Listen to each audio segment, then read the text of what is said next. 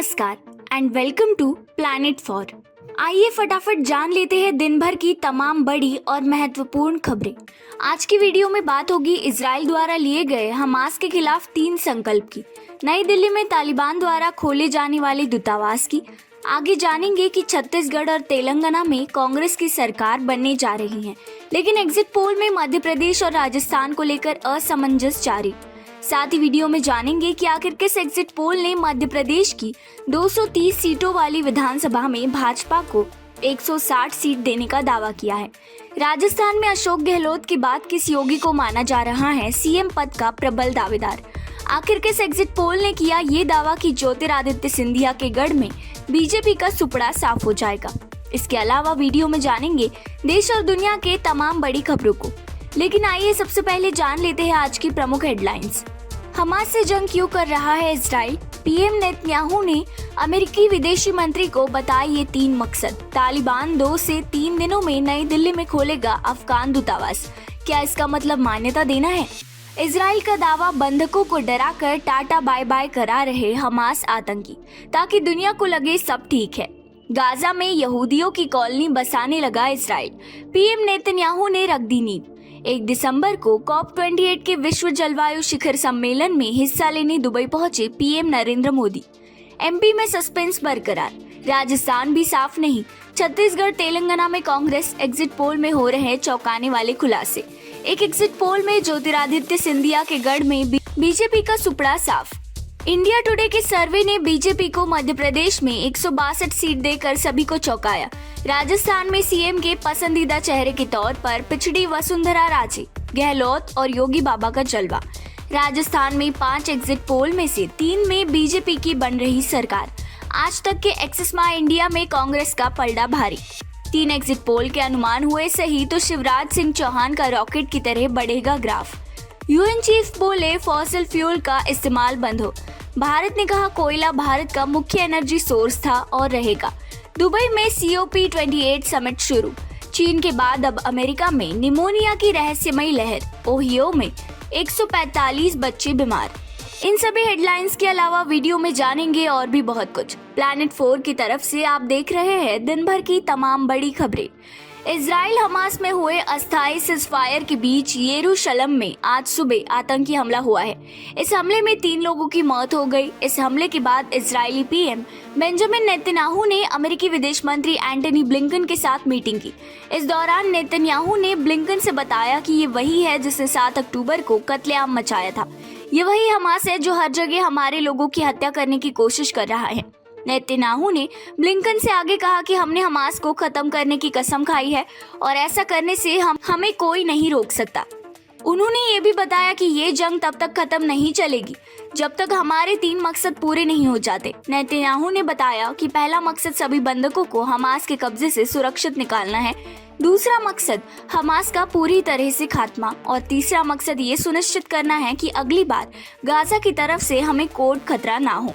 अफगानिस्तान की पूर्व सरकार द्वारा संचालित दूतावास बंद होने के बाद अब तालिबान ने कहा है कि वो अगले 2 से 3 दिनों से नई दिल्ली में अफगान दूतावास का संचालन शुरू कर देगा, जिसके बाद सवाल उठ रहे हैं कि क्या तालिबान के डिप्लोमेट को नई दिल्ली से अफगान दूतावास को संचालन की इजाजत देना क्या तालिबान शासन को मान्यता देना नहीं है? भारत चीन के साथ प्रतिस्पर्धा के क्षेत्र के भू राजनीतिक संदर्भ में तालिबान के समर्थन को महत्व देता है। हालांकि भारतीय विदेश मंत्रालय की फिलहाल इस पर कोई प्रतिक्रिया नहीं आई है, लेकिन एक्सपर्ट्स का कहना है कि तालिबान से संपर्क करना अब भारत के हितों में है, क्योंकि चीन अफगानिस्तान में पांव पसार रहा है और आतंकवाद के किसी खतरे को दूर रखने के साथ साथ मध्य एशिया से जुड़ाव में तालिबान भारत के लिए अहम भूमिका निभा सकता है। 5 राज्यों में हुए विधानसभा चुनाव के लिए एग्जिट पोल के नतीजे आ गए हैं। इन्हें देखकर तस्वीर बहुत साफ नहीं होती है। राजस्थान और एमपी को लेकर अलग अलग एग्जिट पोल में अलग अलग अनुमान है। कुछ ने इन राज्यों में बीजेपी तो तमाम ने कांग्रेस को बढ़त दिखाई है। छत्तीसगढ़ और तेलंगाना को लेकर तस्वीर काफी हद तक साफ है। ज्यादातर एग्जिट पोल के मुताबिक इन दोनों राज्यों में कांग्रेस को बढ़त मिलती हुई दिख रही है। कांग्रेस के छत्तीसगढ़ सरकार बचाने और तेलंगाना में सरकार बनाने की उम्मीद की जा रही है। ऐसे में कुल स्कोर देखें तो अभी अनुमानों में झुकाव कांग्रेस की ओर है, लेकिन असल में अगर बीजेपी एमपी के साथ राजस्थान फतेह करती है तो सीन पलट जाएगा। यानी 3 दिसंबर को असली फाइनल के लिए दिल थाम कर बैठना होगा। इंडिया टुडे माई एक्सिस का सर्वे मध्य प्रदेश में सभी पूर्वानुमानों से अलग बीजेपी को 140 से 162 सीट मिलने का अनुमान व्यक्त कर रहा है। वहीं कांग्रेस को 68 से 90 सीट मिलने की बात कही गई है, जबकि बाकी अन्य सभी सर्वे में कांग्रेस और बीजेपी के बीच कांटे की टक्कर दिखाई जा रही है। इसी तरह सभी अनुमानों के उलट राजस्थान में भी इनका सर्वे कांग्रेस को सबसे हटकर 86 से 106 सीट दे रहा है। वहीं अन्य सर्वे में बीजेपी की मजबूत वापसी दिखाई जा रही है। आज तक एक्सिस माई इंडिया एग्जिट पोल में राजस्थान के लिए मुख्यमंत्री के दूसरे पसंदीदा चेहरे के रूप में चौंकाने वाला खुलासा हुआ है। राजस्थान में सीएम के तौर पर एक एग्जिट पोल में अशोक गहलोत को सबसे पसंदीदा चेहरा बताया है। इसमें दूसरे स्थान पर अलवर की तिजारा सीट से चुनाव लड़ने वाले बीजेपी प्रत्याशी बाबा बालकनाथ है, जिन्हें राजस्थान की जनता योगी के दूसरे अवतार के रूप में देखती है। वहीं चौंकाने वाला तथ्य ये भी सामने आया है कि वसुंधरा राजे इस बार सीएम के चेहरे के तौर पर पिछड़ गई है। यानी इस रिपोर्ट के अनुसार वसुंधरा राजे का राजस्थान में क्रेज घटा है। एमपी एग्जिट पोल के नतीजे आने लगे हैं। ऐसे में सबकी निगाहें ग्वालियर चंबल क्षेत्र पर टिकी है। ग्वालियर चंबल की वजह से ही 2020 में कमलनाथ की सरकार गिर गई थी। ज्योतिरादित्य सिंधिया ने अपने समर्थकों के साथ बीजेपी का दामन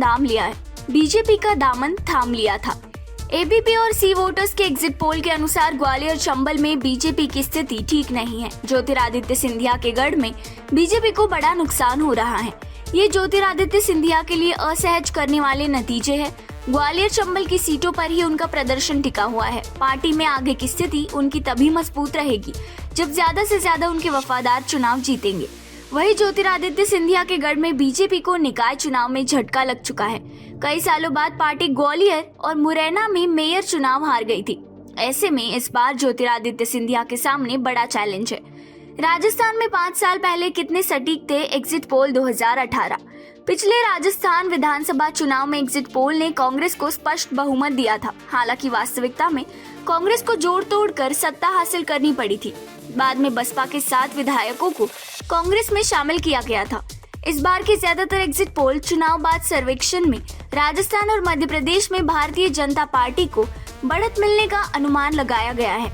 एक्सिस माई इंडिया और इंडिया टीवी CNX के आंकड़ों में बीजेपी का पेंच फंसा दिख रहा है।